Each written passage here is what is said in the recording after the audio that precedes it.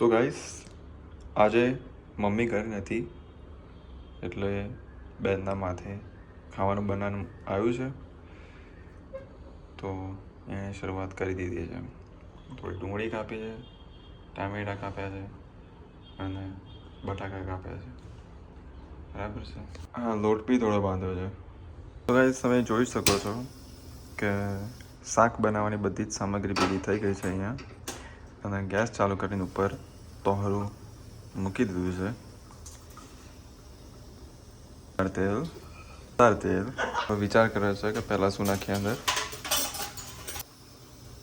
એકદમ માપસર ચટણી લાવીશું. હવે ચમચામાં ફેલાવી જે ખોવાઈ ગઈ છે શોધવાની કોશિશ ચાલુ છે, પણ લાગતું નહીં કે અંદર ચમચી હોય.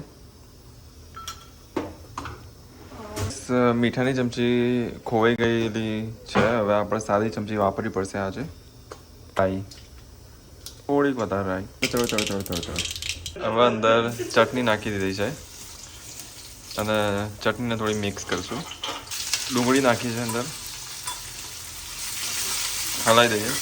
એકદમ સ્ટ્રોંગ સ્મેલ આવે છે. આમ ઊભું રહેવાની ઈચ્છા નહીં, પણ વિડીયો માટે ઊભું રહેવું પડશે.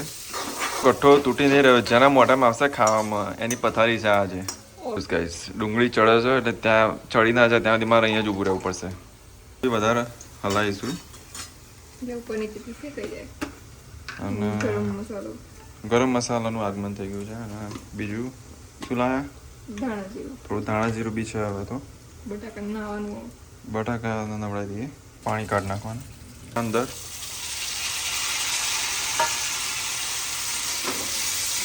છમ છમ છમ છમ છમ. ક્લાસની નોટિફિકેશન આવી ગઈ છે કે રોયલ ચેમ્પિયન લેવલ 26નો થઈ ગયો છે. તો ગેમ ખોલું અને નેક્સ્ટ અપગ્રેડમાં નાખું કે ભાઈ વિડીયો કરું નહીં શું કરો છો કે બીજું શું નાખીએ?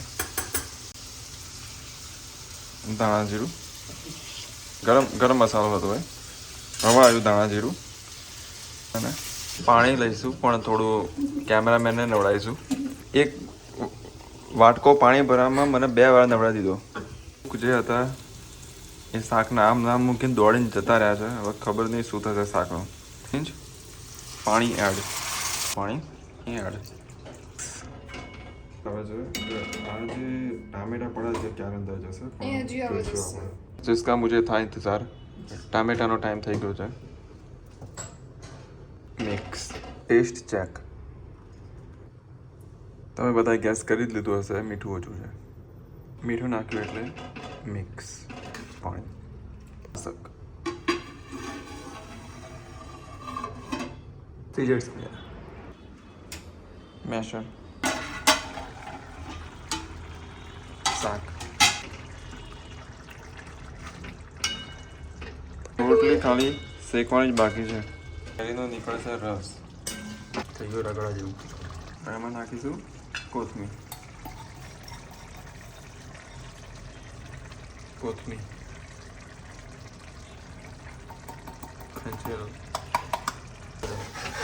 શાક થઈ ગયું છે. ખાઈને તમને કહીશું કે કેટલું સારું બન્યું કે નહીં કોમેન્ટ સેક્શનમાં. બરાબર? ત્યાંથી જોઈ લેજો. Bye bye.